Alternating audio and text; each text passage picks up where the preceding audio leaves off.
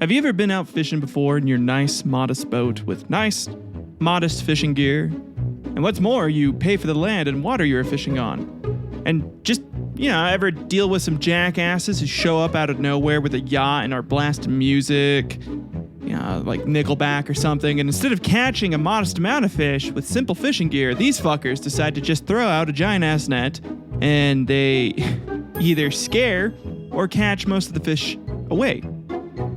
Well, even if you have not gone fishing before, I am certain most of us can relate to Iceland on some level, dealing with some asshole neighbors who you share some land or living space with, but they constantly overstep. This scenario is what would lead to not one, not two, but 3 fucking wars between Iceland and the UK. The Cod Wars were a series of 20th century confrontations between the United Kingdom and Iceland about fishing rights in the North Atlantic. That's right, fishing rights. Today on Historical Quarrels, we go over the events that lead up to these wars, with the most recent happening in 1975. And also, again, that's also right, this shit went on during our modern sensible age. It wasn't kingdoms bullying other kingdoms back in the medieval age. This was 2 modern day countries arguing about who gets to fish where and who owns what area of the ocean. So, get your fishing poles and guns ready for today's Historical Quarrel.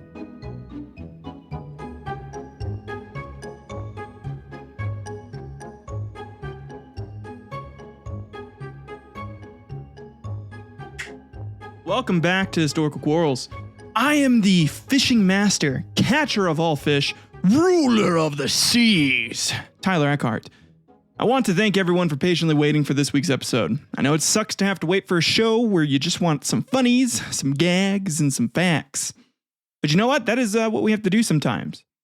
Before we start the show, I do have a big announcement. Friend of the show and master craftsman Mike Ritz at newbeliefstudio.com has made some dope-ass key fobs with this show's logo on it.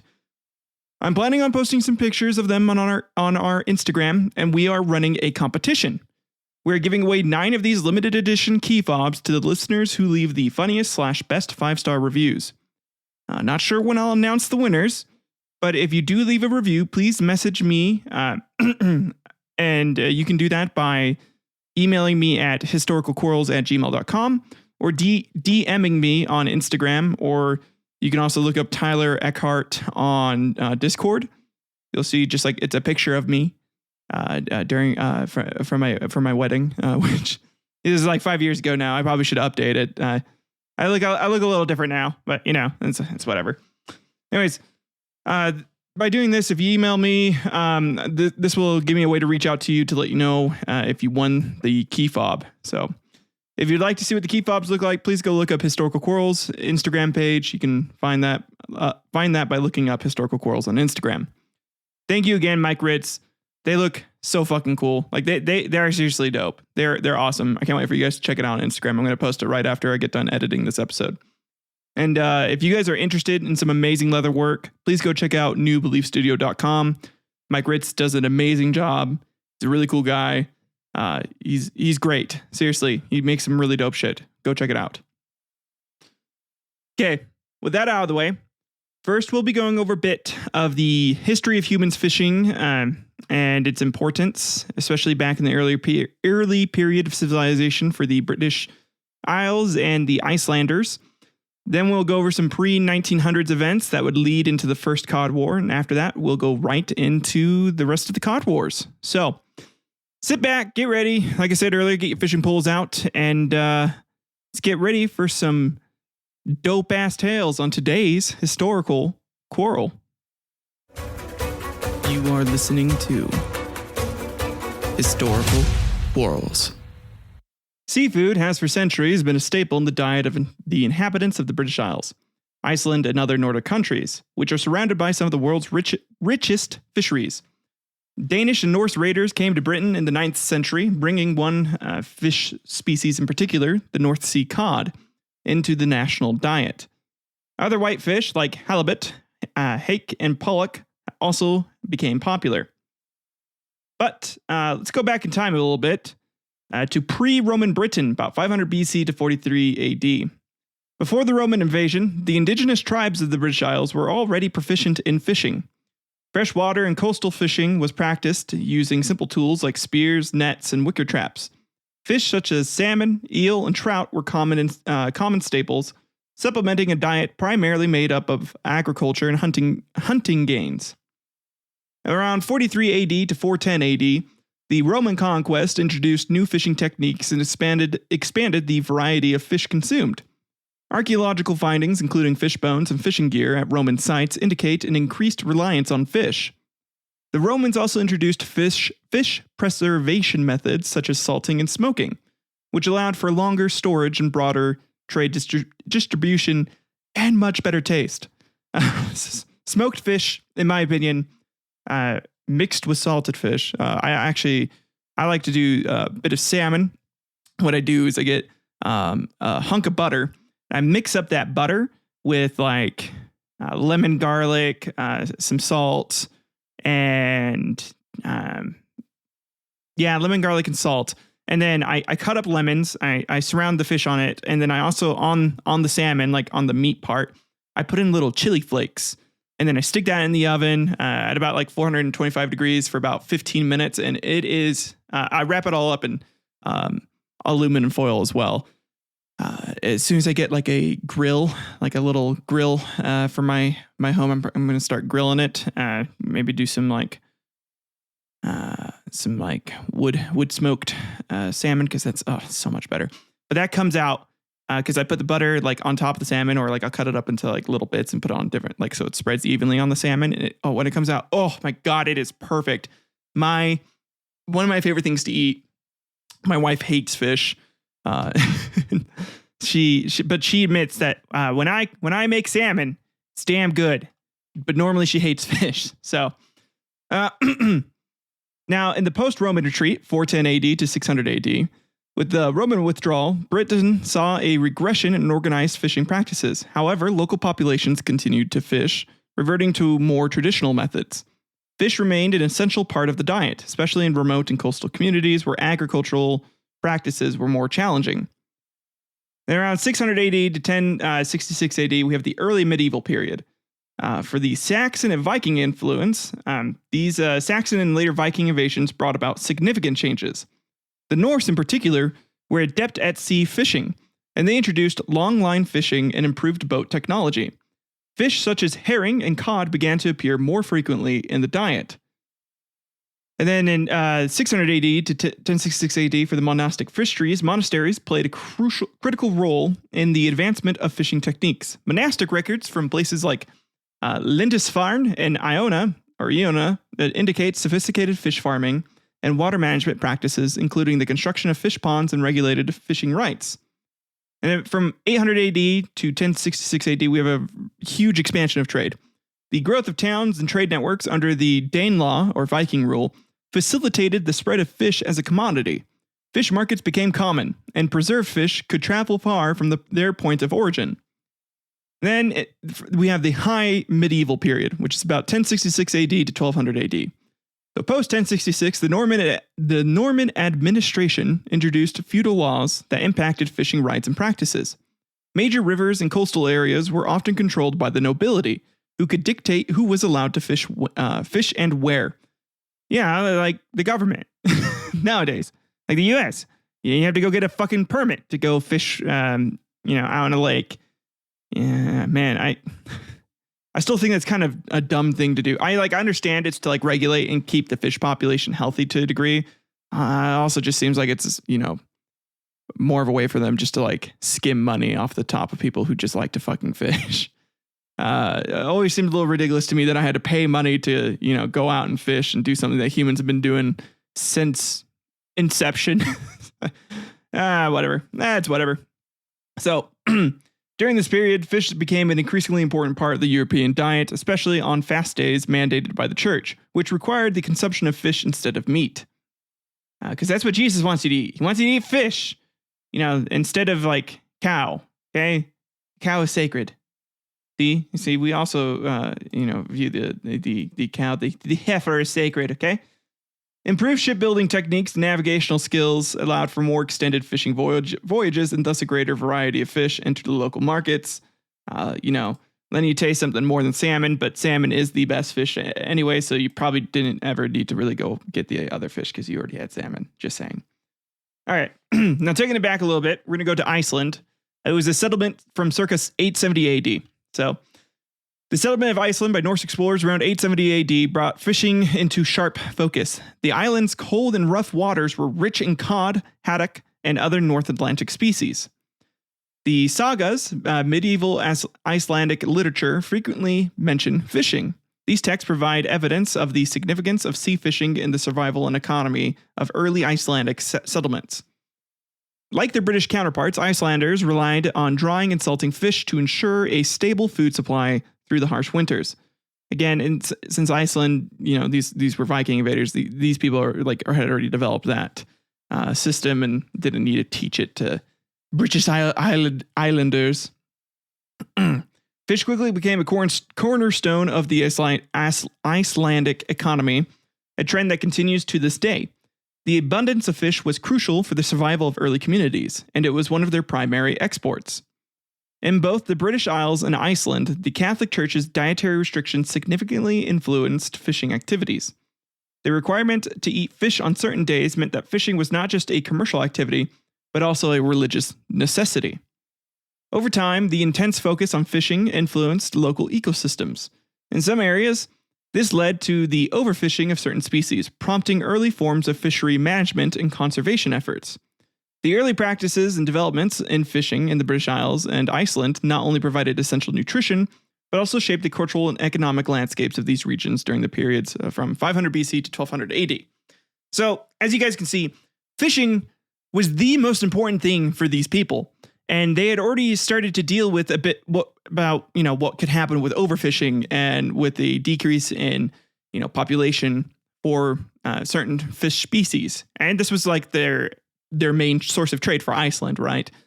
The British Isles had fish trade, but it was not nearly as important nor as big as it was for Iceland. That's Iceland's bread and butter.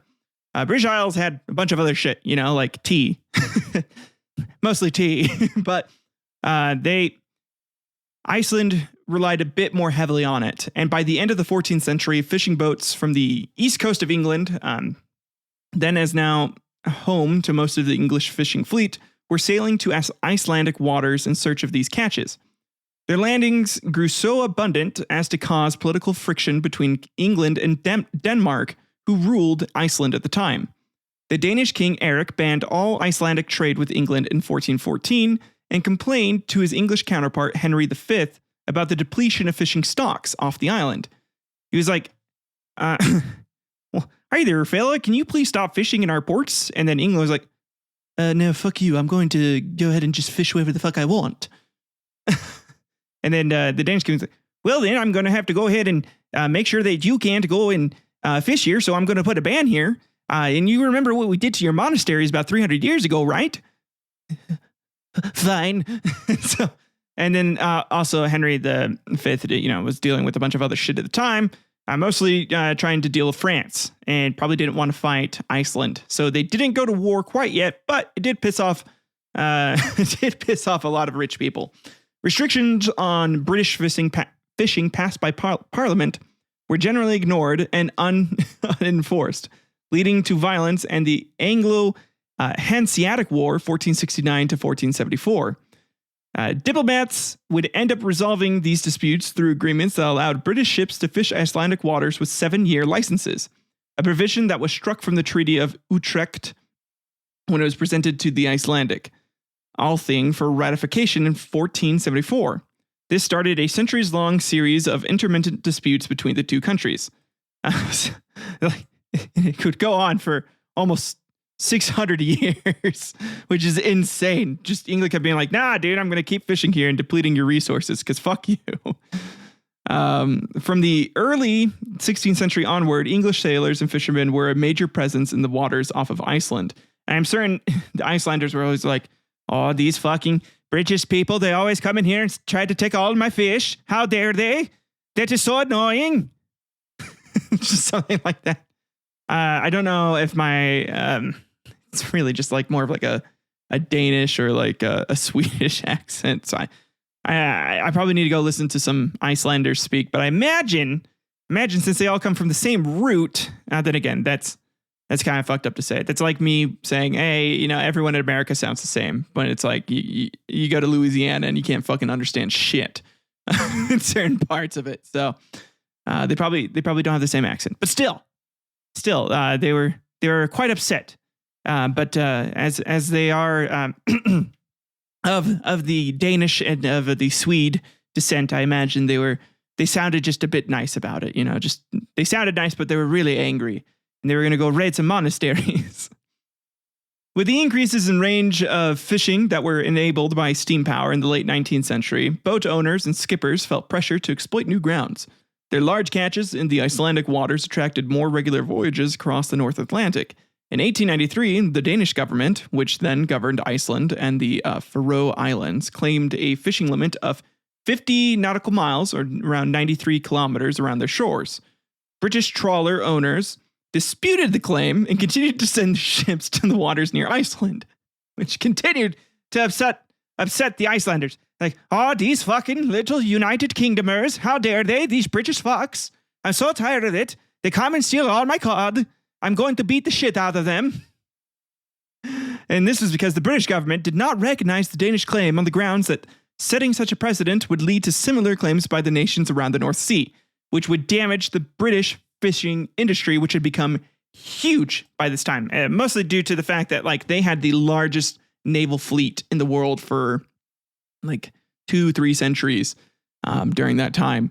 And one of the largest. And this allowed them to claim a bunch of ocean as theirs, or it's weird to call it.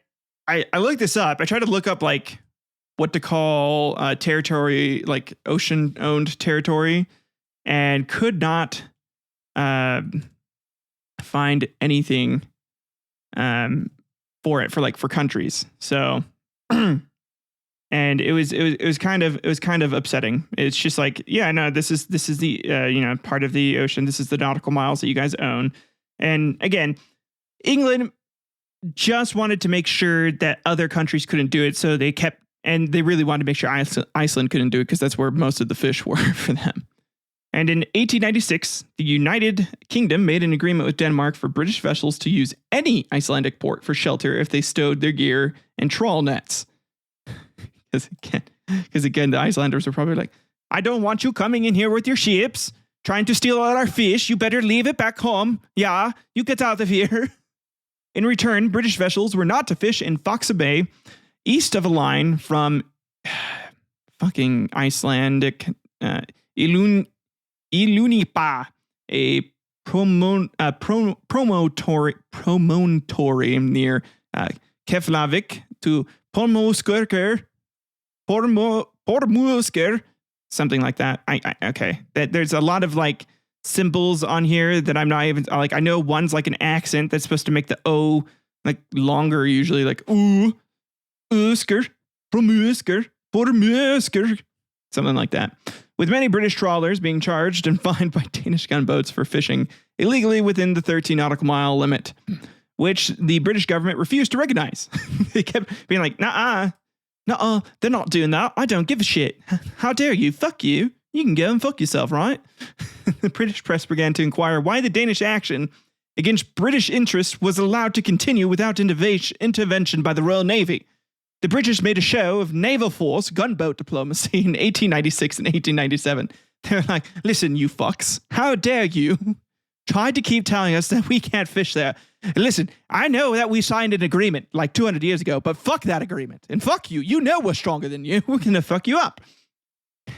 In April 1899, the steam trawler Caspian was fishing off the Faroe Islands when a Danish gunboat tried to arrest her for allegedly fishing illegally inside the limits.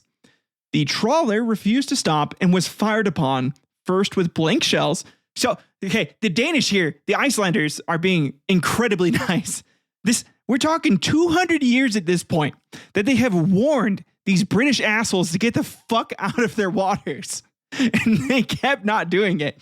And so even after that, they first are like, listen, we got to make a show of force here, guys. We don't actually want to kill them, but We can't let them keep walking all over us, man. Fired the blank shells. So they fired the fucking blank shells. And then when that didn't work, with live ammunition, eventually the trawler was caught. But before the skipper, Charles Henry Johnson, left his ship to go aboard the Danish gunboat, he ordered the mate to make a dash for it after he went onto the Danish ship. The Caspian set off at full speed. The gunboat fired several shots at the unarmed boat, but could not catch up with the trawler, which returned, heavily damaged, to Grimsby, England. On board the Danish gunboat, the skipper of the Caspian was lashed to the mast.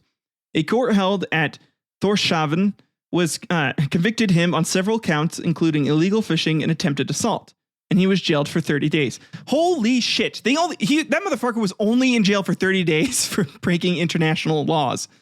Man, Iceland, you're being too nice. You have to be a dick. Listen. People are gonna walk over you if you aren't more of a dick to them. Okay, like I know you want to keep them as like a trading partner, and like that economy is important to you and all. But you got to do what America did. Okay. You got, slap your cock out hard and firm. You got to be like, listen, England, you're not going to be bullying me. Okay. You can bully India. You can bully all these other countries, but you're not getting me, you asshole. And that's kind of what they do with the Cod Wars. The Anglo-Danish Territorial Waters Agreement of 1901 set a 3 nautical mile territorial waters limit measured narrowly around each party's coastlines. This applied to Iceland, as at the time part of Denmark and had a term of 50 years. The Icelandic fisheries grew in importance for the British fishing industry around the end of the 19th century. The reduction in fishing activity brought about by the hostilities of the First World War effectively ended the dispute for a time. While data is incomplete for the pre-war period, one historian argues that the Icelandic fishing grounds were very important to the British fishing industry as a whole. Data from 1919 to 1938 showed a significant increase in the British total catches in Icelandic waters. The British catches in Iceland were more than twice the combined catches of all other grounds of the British distant water fleet. Icelanders grew increasingly dismayed at the British presence. They're like, I thought we showed these fucks that they shouldn't be doing that. I thought that they agreed. They keep signing these treaties and they don't honor them. Now I understand how the Native Americans feel. Like, goddamn, guys. And this shit is crazy. This is what led up. I'm talking like we have almost 500 years. It is 500 years of buildup of just Icelanders just being incredibly patient. 500 years of patience with Britain. And you can argue part of it is Britain was a very scary force and the threat of violence was very real from England. But still, can you imagine a country that's just like, okay, we're going to let them keep fishing here. We're going to be, try to be neighborly about it. I understand. It's like you're out fishing with your dad and your dad's just, he's not the most aggressive man out there. And these assholes come onto your land and they start fishing and they start taking all your fucking fish because they're fishing upstream from you where they're not supposed to be fishing. A bunch of fucking assholes. And he goes up to them. He's like, hey guys, can you not? And they just look at him and like, yeah, sure, man. Like whatever. Your dad walks back. He's like, okay, they agreed.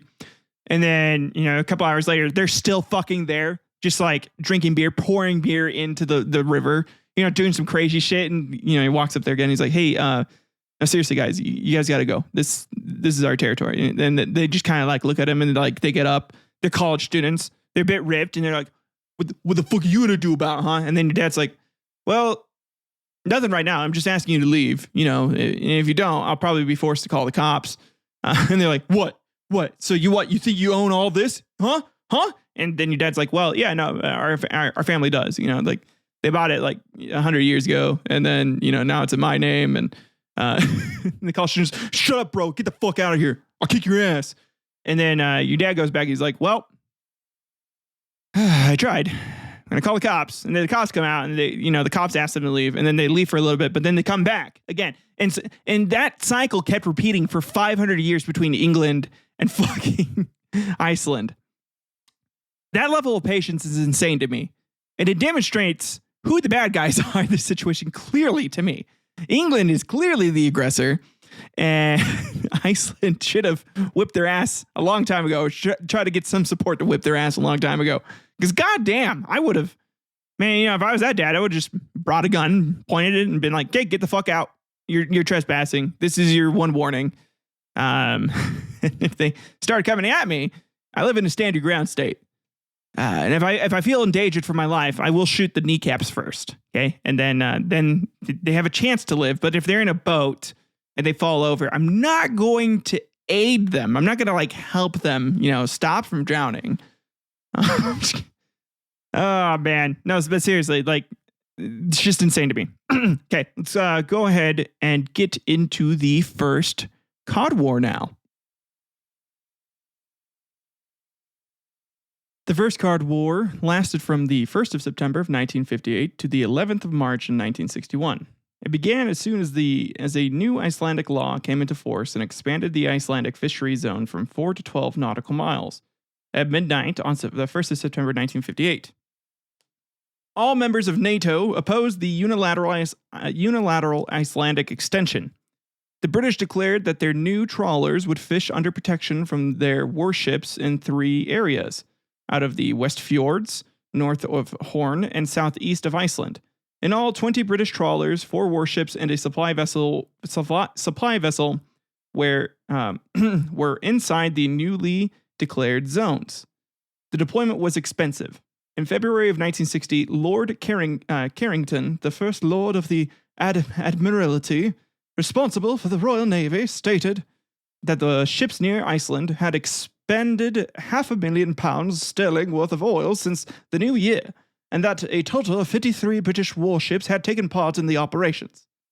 Against that, Iceland could deploy 7 patrol vessels and a single PBY-6A Catalina flying boat. The deployment of the Royal Navy to contested waters led to protests in Iceland. Demonstrations against the British embassy were met with taunts by the British ambassador, Andrew Gilchrist, as he played bagpipe music and military marches on his gramophone. Fucking goddamn. England is such an asshole. That, again, my analogy of those asshole college students just like coming out, they'd probably just pay, the equivalent would be those college students playing like fucking Katy Perry or something. So your dad, just like slowly turning up the music louder and louder. Just I'm sorry, I can't hear you. I can't hear you of all this awesome bagpipe music, from the Scots and the Irish people that we like to abuse the fuck out of as well. Many incidents followed. The Icelanders were, however, at a disadvantage in patrolling the contested waters because of the size of the area and the limited number of patrol ships, according to one historian. Only the flagship Thor could effectively arrest and, if necessary, tow a trawler to harbor. On the 4th of September, ICGV Yer, an Icelandic patrol vessel built in 1929, attempted to take a British trawler off the West Fjords, but was thwarted when HMS Russell intervened, and the 2 vessels collided. On the 6th of October, the VS Maria Julia fired 3 shots at the trawler Kingston Emerald, forcing the trawler to escape to sea. And then on the 12th of November, Thor encountered the trawler Hackness, which had not stowed its nets legally. Hackness did not stop until Thor had fired 2 blanks and 1 live shell off its bow. Again with the blanks. Fuck, dude. These guys, they're not fucking... England's not fucking around, man. They basically ignored your guys' protests to your law that you passed. Again, this was to protect waters near you. Okay, this is to protect your trade that's important to your country. And these assholes are like, nah, dude, we want to make more money. Fuck, you guys can just stay poor. You all can just stay poor, right? Like, you don't really care about that. You don't care about wealth. It's fine if we keep it all for ourselves. Because fuck you.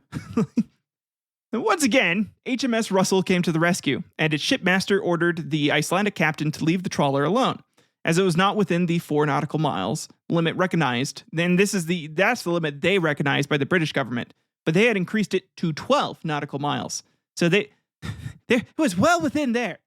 The captain of Thor, Erik Kristofferson, said that he would not do so and ordered his men to approach the trawler with the gun manned.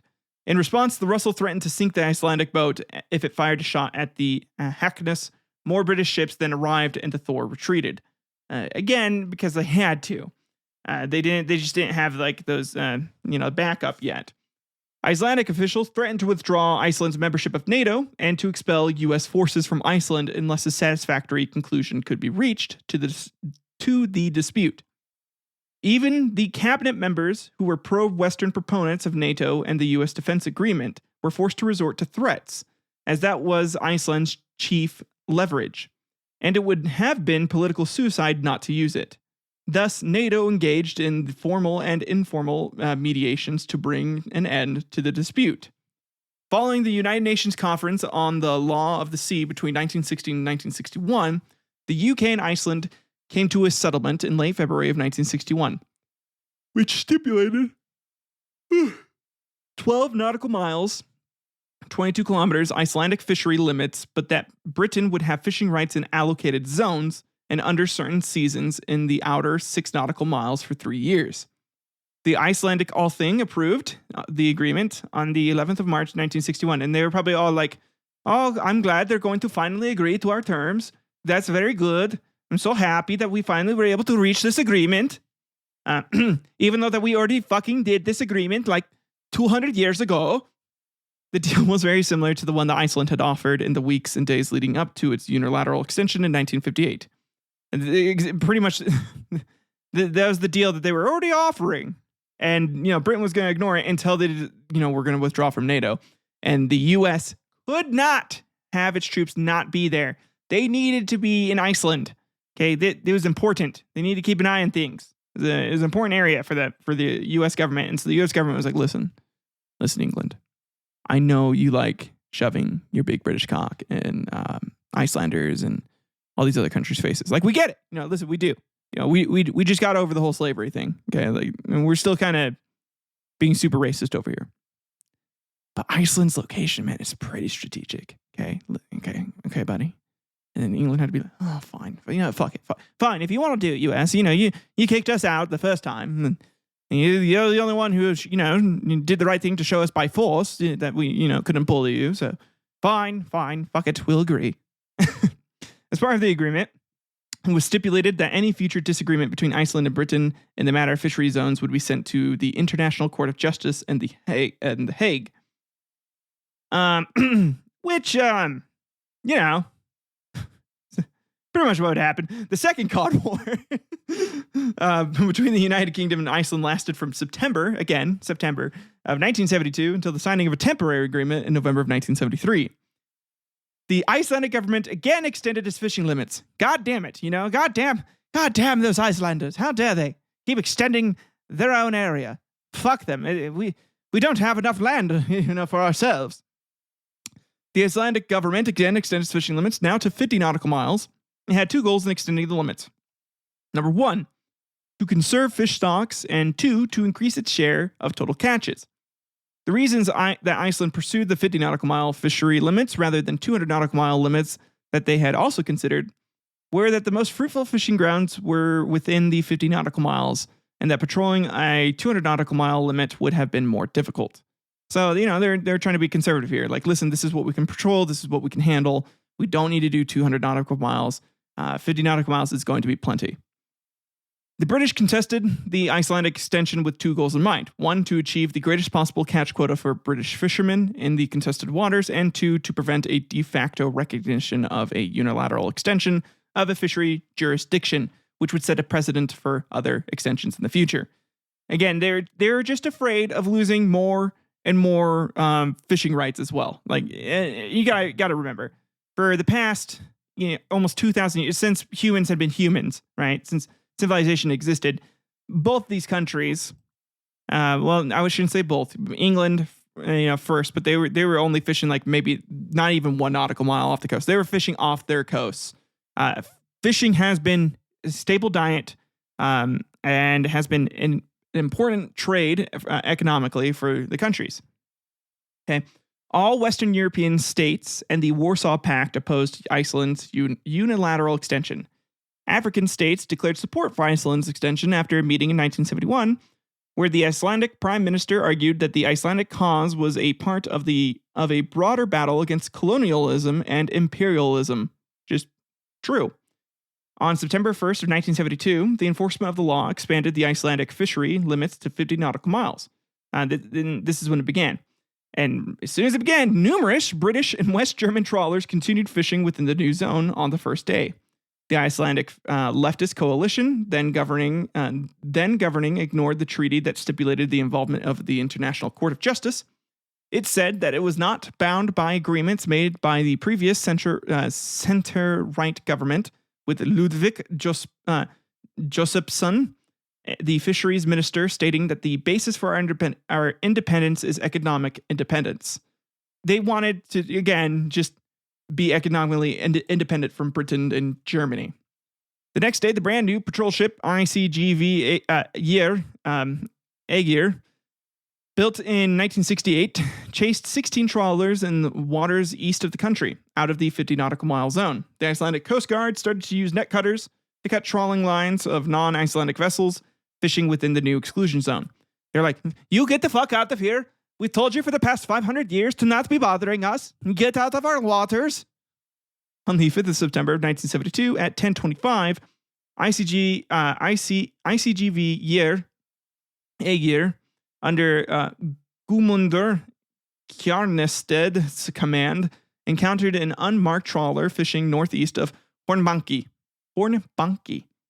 The master of the black-hulled trawler refused to divulge the trawler's name and number, and after being warned to follow the Coast Guard's orders, played Rule Britannia over the radio. Rule Britannia. Oh my God. England, man, you fucks are hilarious, but you're assholes. At 10:40, the net cutter was deployed into the water for the first time, and the Aegir sailed along the trawler's port side. The fishermen tossed a thick nylon rope into the water as the patrol ship closed in, attempting to disable its propeller. After passing the trawler, he veered into the trawler's starboard side. The net cutter, 160 fathoms behind the patrol vessel, sliced one of the trawling wires.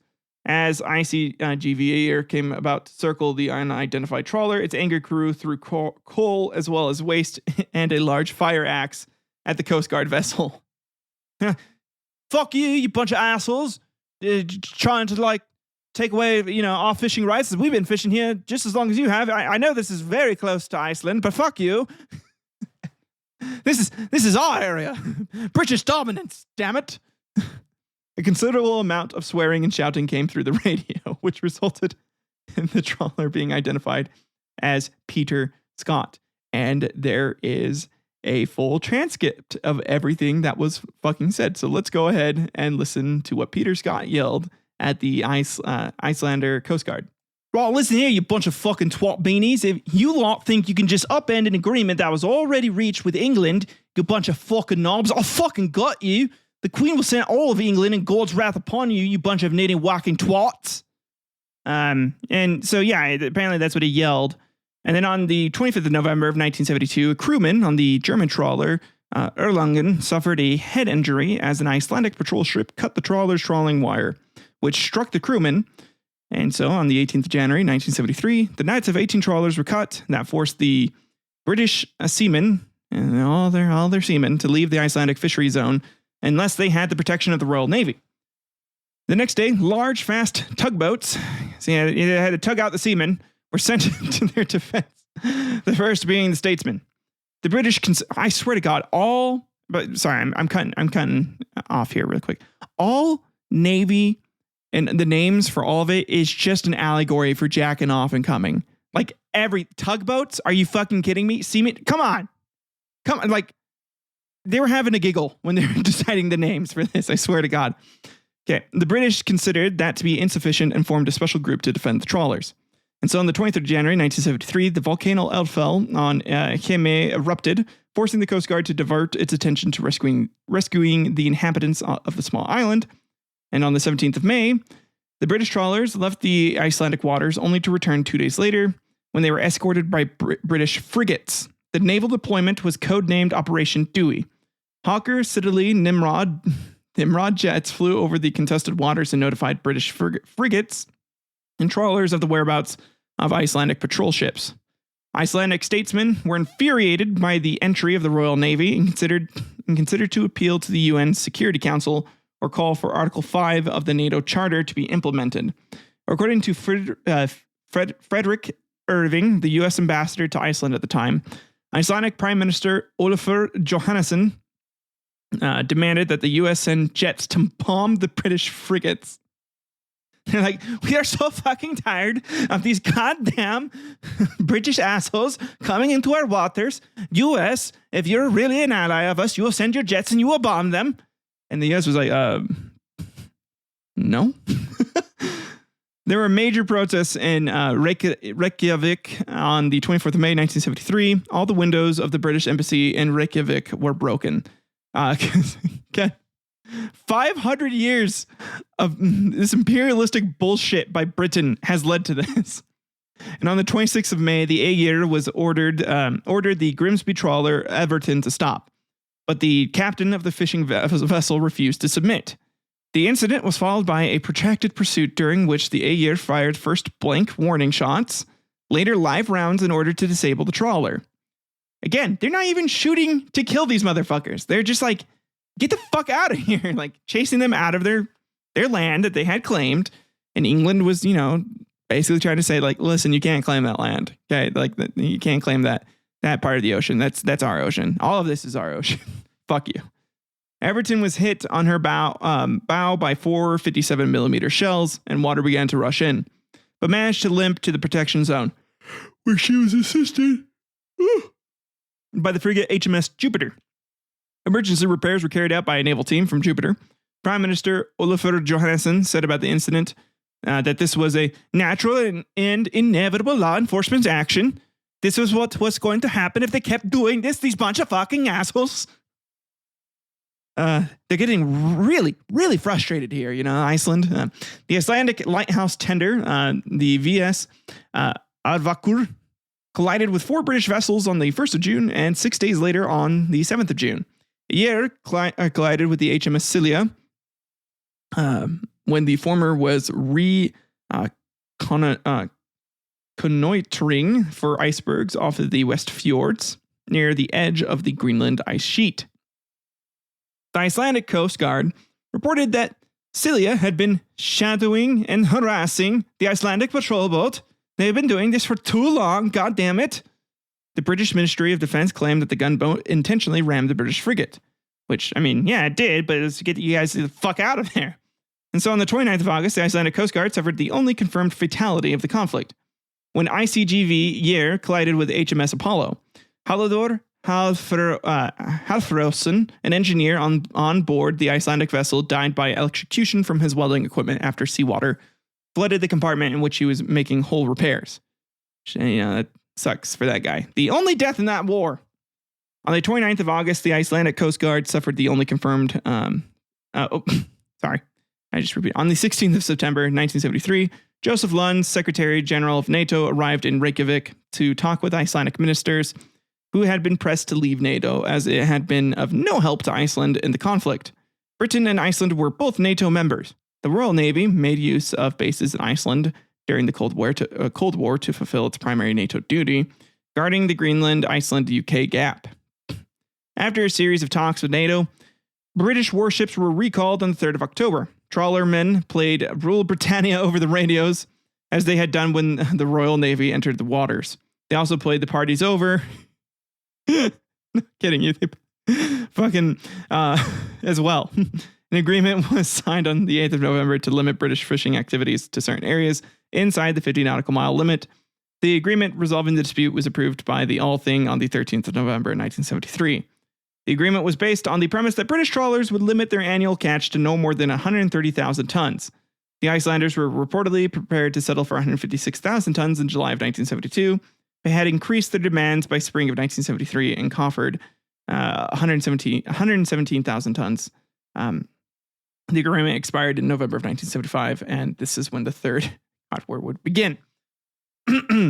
But the Second Cod War threatened Iceland's membership in NATO and the U.S. military presence in Iceland. It was the closest that Iceland had come to canceling its bilateral defense agreement with the U.S. Icelandic NATO membership and hosting of U.S. military had considerable importance to the Cold War strategy because of Iceland's location in the middle of the Guyuk Gap. They're pretty goddamn close. Like storing a bunch of shit in Iceland, is kind of useful for if we want to bomb the fuck out of Russia. So it's important for us. After the entry of the Royal Navy in the contested waters, at any given time, 4 frigates and an assortment of tugboats would generally protect the British trawling fleet. Over the course of this Cod War, a total of 32 British frigates had entered the contested waters. On the 19th of July, 1974, more than 9 months after the signing of the agreement, one of the largest wet fish stern trawlers in the British fleet, the CS Forster, which had been fishing inside the 12 nautical mile limit, was shelled and captured by the Icelandic gunboat, Thor. Thor has been doing a lot of work this war, swear to God. After a 100 nautical mile pursuit, CS Forster was shelled with non-explosive ammunition after repeated warnings. The trawler was hit by at least 2 rounds, which damaged the engine room and a water tank. She was later boarded and towed to Iceland. Skipper Richard Taylor was sentenced to 30 days imprisonment and fined £5,000, or 5,000 euros. He was released on bail after the owners paid 2,232 euros. Her owners additionally paid a total of 26,300 euros for the release of the ship. The trawler was allowed to depart with a catch of 200 tons of fish. So, goddamn, the worst part is there's a third fucking Cod War, guys. There's 3 times. England kept doing this shit, man. There's probably still some disagreement to this day. At the Third United Nations Conference on the Law of the Sea in 1973, several countries supported a 100 nautical mile limit to territorial waters. And on the 15th of July, 1975, the Icelandic government announced its intention to extend its fishery limits. The Third Cod War, November of 1975 to June of 1976, began after Iceland again extended its fishing limits, now to 200 nautical miles from its coast. And this is where the overreach, I can start to see 200. But then again, it's like, I was kind of looking at a map. 200 nautical miles is pretty far, but it's not the worst. I don't know. I can see, especially where people are already a bunch of businesses and a bunch of trade routes have been dependent on this already. And Iceland just keeps being like, listen, just stay away. The British government did not recognize the large increase to the inclusion zone, and so issue occurred with the British fishermen and their activity in the disputed zone. The conflict, which was the most hard-fought of the Cod Wars, saw British fishing trawlers have their nets cut by Icelandic Coast Guard, and there were several incidents of ramming by Icelandic ships and British trawlers, frigates, and tugboats. One of the most serious incidents occurred on the 11th of December 1975. As reported by Iceland, Thor, under the command of Helgi Halvorsson, was leaving port at, oh my god, there's no way I'm pronouncing this, Seyðisfjörður, where it had been minesweeping. It sounds like I cast a fucking wizard spell right there. God damn. When orders were received to investigate the presence of unidentified foreign vessels at the mouth of the fjord, the vessels were identified as 3 British ships: Lloydsman, an ocean-going tug 3 times bigger than Thor; Star Aquarius, an oil rig supply vessel of British Ministry of Agriculture, Fisheries and Food; and the latter's sister ship, Star Polaris. They were sheltering from a Force 9 gale within Iceland's 12 nautical mile territorial waters. In the Icelandic account, when ordered to leave Icelandic territorial waters by the commander of Thor, the 3 tugboats initially complied. However, around 2 nautical miles from the coast, Star Aquarius allegedly veered to starboard and hit Thor's port side. As the Coast Guards attempted to overtake her, even as Thor increased speed, Lloydsman again collided with its port side. Thor had suffered considerable damage by these hits, so when Star Aquarius came about, a blank round was fired from Thor. That did not deter Star Aquarius, as it hit Thor a second time. Another shot was fired from Thor as a result, this time a live round, which that hit the bow of Star Aquarius. Then the tugboats retreated. Thor was close to sinking after the confrontation, sailed to Lumundafjord for temporary repairs. God damn, Iceland fucking, and just all Nordic countries with these fucking names, man. Just be more like Norway. I can pronounce also. I can pronounce also. It's kind of it. Norway had a few more easy names. The British reports of the incident differ considerably and maintain that Thor attempted to board one of the tugboats as Thor broke away. Lloyd's men searched forward to protect Star Aquarius. Captain Albert Mackenzie of the Star Aquarius said that Thor approached from the stern and hit the support vessel before it veered off and fired a shot from a range of about 100 yards. Niels Sigurdsson, the Icelandic ambassador in London, said that Thor had been firing in self-defense after it had been rammed by British vessels. Iceland consulted the UN Security Council over the incident, which declined to intervene because they're like, guys, we're fucking tired of Iceland and Britain doing this shit. Fucking just leave each other alone. Just stop talking. It's like when your kids are fighting and you're like, listen, just leave each other alone. Go to your room. You go to your room if you have that, option. Or you send one into like your bedroom, like the parents' bedroom, and you send the other one into like their room. You're like, just don't talk to each other. Don't look at each other. Like that was going on. The UN just was sick of it. 500 years of this bullshit. The immediate Royal Navy response was to dispatch a large frigate force, which was already well on the way to Icelandic waters before the Prime Minister Harold Wilson or the Foreign Secretary Anthony Crossland were informed. So they were already planning on starting this shit. The Royal Navy saw the opportunity to demonstrate the capabilities of its older Type 12 and Type 81 frigates for sustained deployment in the area of the Denmark Strait, where they were expected to deter the passage of Soviet submarines, while the Royal Navy was threatened by further serious defense and naval cuts by the Royal Navy's chief Bette Noir, the Chancellor of Exchequer and former Minister of Defense Denis Healey. The Royal Navy saw a strategic aim at the time to be as much fighting Healey as the Soviet Navy. The second and third Cod Wars were seen as necessary conflicts by the Royal Navy, like the Falklands War 6 years later to Crossland. Also MP for the trawler port of Grimsby, the Third War was a more serious threat to Western alliance than was the Middle East, which I guess for across the waters from the U.S. I'm sure it was. For the U.S., the Middle East is a little more intense. Another incident occurred in January of 1976 when the HMS Andromeda collided with Thor, which sustained a hole in its hull. A hole in its hull. Fuck English. The hull of the Andromeda was dented. The British Ministry of Defense said that the collision represented a deliberate attack on the British warship without regard for life. The Icelandic Coast Guard, on the other hand, insisted that the Andromeda had rammed Thor by overtaking the boat, then swiftly changing course. The incident, and facing a growing number of ships enduring dockyard repairs, the Royal Navy ordered a more cautious approach in dealing with the enemy cutting the trawlers' warps. How dare they? And so on the 19th of February 1976, the British Minister of Agriculture, Fisheries and Food, Fred Preet, announced that a fisherman from Grimsby had become the first British casualty of the Third Cod War, when a hawser hit and seriously injured him after Icelandic vessels cut a trawl. While a British parliamentary source reported in a 1993 debate that a British trawlerman was accidentally killed by a solid shot fired by an Icelandic patrol boat, this suggestion had not been corroborated by any other historical source. So this might have been just England telling the public, like, listen, they killed someone. We got to go fuck them up. All right, guys, I need you to be okay with this. This is not imperialism. We're not being assholes. We're defending ourselves, clearly.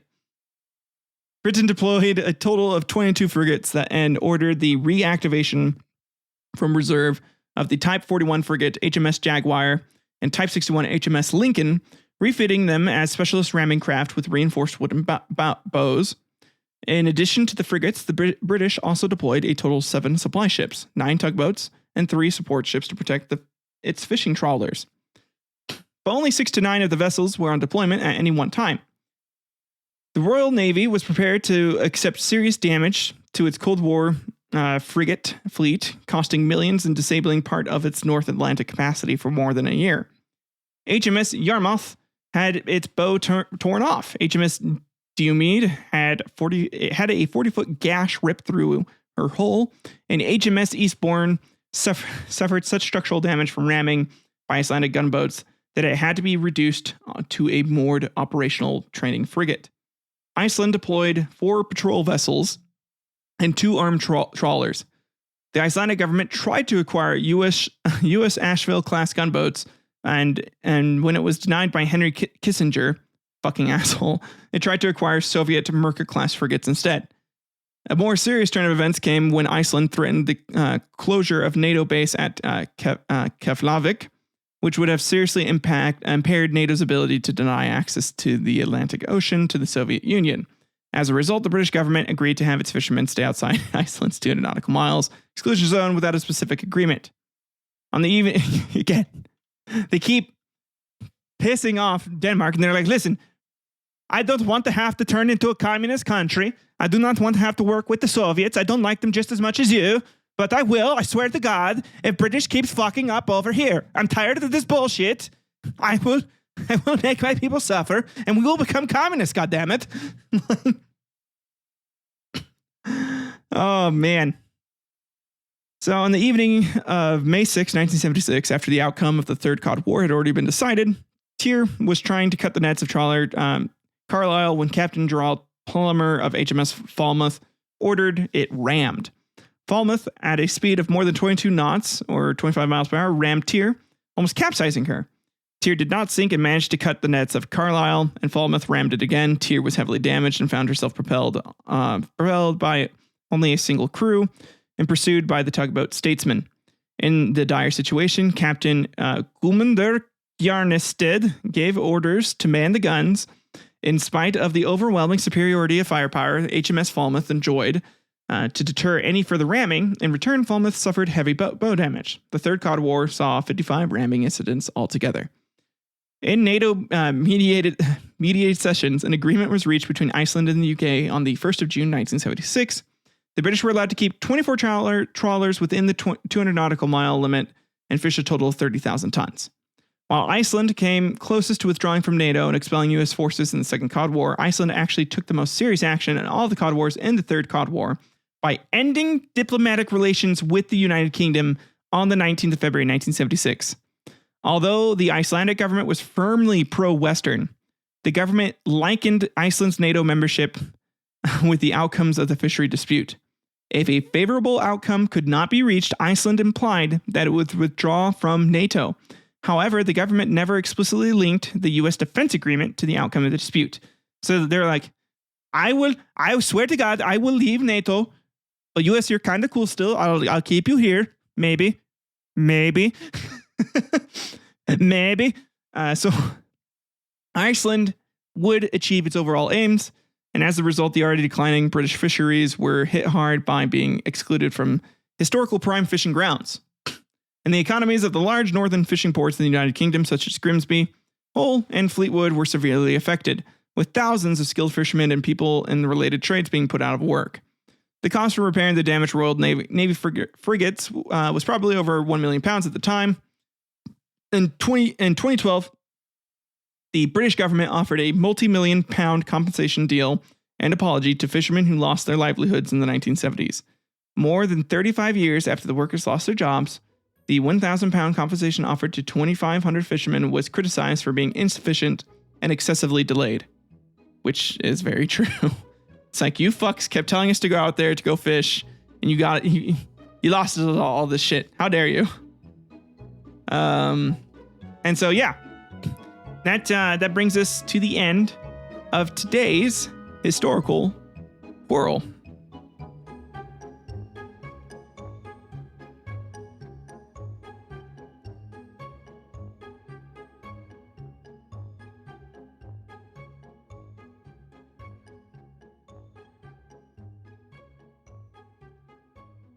Well, guys, that was a fun one. Hope you guys enjoyed that. What were your thoughts? I'm curious to know what you guys thought about this. And I just kept finding it funny that Iceland, I'd say by the third one, the 200 nautical miles at that point did kind of impact a lot of jobs. And so I could see how England saw it to be semi-necessary. But at the same time, 200 nautical miles off of the coast of a country. Let's look this up. So 200 nautical miles off coast of U.S. Like, let's see how far that is. Exclusion zone. 200 nautical miles would be like from here all the way, like from like, let's say Washington almost to like Midway Island. Well, I wouldn't say almost to Midway Island, but like pretty far off. But like not that far off. You definitely, I'd say like if you had warboats out there, you probably wouldn't be able to like shoot inland at all, but you get pretty damn close. 50 nautical miles for sure. Like, and 12 nautical miles. Yeah, definitely nowadays you could fuck some people up. And so I can see where Iceland's fears are. I do think this was just another form of British imperialism overall. Like they were just trying to, whip out the big English cock and be like, hey, listen here, you fucks. I'm going to make you suck this dick. You're going to like it. It's going to be real good for you. It's going to be all tasty and shit. It's going to have some British sweets on it. British sweets. I mean, we don't actually have any sweets at all. There's like bland flavor and all of it. It's going to have beans on it, right? You're going to have beans on my cock. That's what you're going to enjoy. And you're going to like it, right? I mean, I might stew some tea for you, but my nutsack will be in the water as well, getting a nice little bath for them. Okay. But I will put some Earl Grey tea packets in there as well. We'll steam that. And Iceland's like, how dare you? I fucking hate you. I'll kick your ass. But yeah, it's just more Britain being assholes to other countries like Ireland. They're especially good at pissing off Ireland. Yeah, it's crazy. Like at that time, from like the 50s to the 70s, Britain was in the middle of just a bunch of other wars too. England and France and the US, I swear to God, have been like constantly at war or fighting someone since the US's inception, essentially. And then England really has just constantly been at war. The world is usually constantly at war in some part of it, right? Humans are just constantly fighting each other, which is insane to me. Oh, boy. Not even that tired, but a little sleepy. Seriously though, guys, those key fobs, if you want them, leave a review.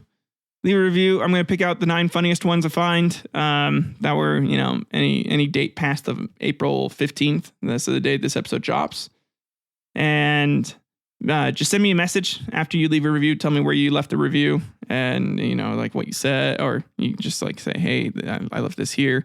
If you have an email, just send me an email. That's easier. And then I'll contact you. Be like, listen, you won. Where am I shipping this to? And then I'll just ship it out. So I'll announce the winners after a set amount of time, after, enough reviews have been done. So it gives people enough time, probably like in a month or two, and send everything out. So that's the game plan. I hope this episode was good. I hope you guys enjoyed it. I had a lot of fun researching it. I thought it was fucking crazy what England did. Still think it's fucking crazy. So I was having a real good time researching this episode. I just was not able to get everything typed up and like in a cohesive format before the day that I'm recording today. So, and next week we're going to be doing a short story, as mentioned in my update episode. If you didn't listen to that, I'm going to be doing long, kind of like hour and a half episodes, and then the following week will usually be like a half hour, 15 to 30 minute, half hour story. So the longer episodes, I can have more time to research and like get more quotes, do more things, just do more things and make the show better overall. That's my goal. I want the show to be fucking dope. I want to be something you guys love to listen to and constantly enjoy. That's all. I love you all. Thank you so much. You have a good one. Peace out. Bye-bye.